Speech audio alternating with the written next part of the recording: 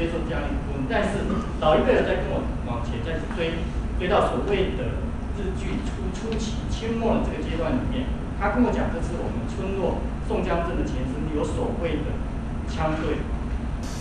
不知道老师有没有问到类似这样的一个问题，就是说在宋江镇村落还没有正式成立宋江镇之前，在清末初期、清末末期这个阶段里面，有所谓的地方自卫队，它也是部署在我宗庙里面、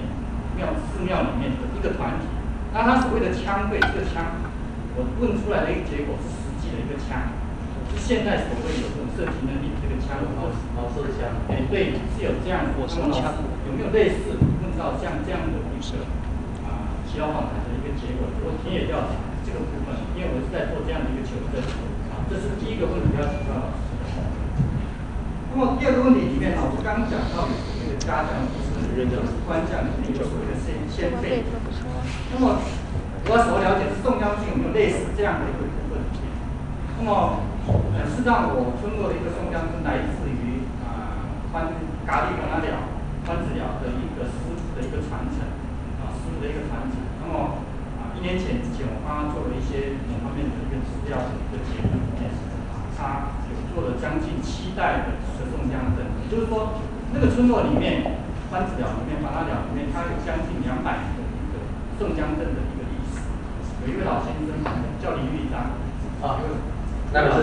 那个也是八家将的一个老前辈。对。那么我有获得他相关的一个资料，能帮他做会诊。那么将近有200年的一个历史。那么我所要问的就是说，除了这个村落之外，像我这个村落里面，如果要正式要算，是从光复之后开始算，已经到目前可能也算也只有第3代或第4代而已。那么我所要问的问题就是说，其他的村落有没有类似这样可以很完整的追溯到中央镇的一个哪一代是怎么样主要的这个部分？我主要问中央镇这个部分。两个问题请教，谢谢。先从后面的答哈，就是先辈组这个在施政八家将都看过都还保留。那个西来安的也有，白龙安的也有，白龙安的蛮漂亮的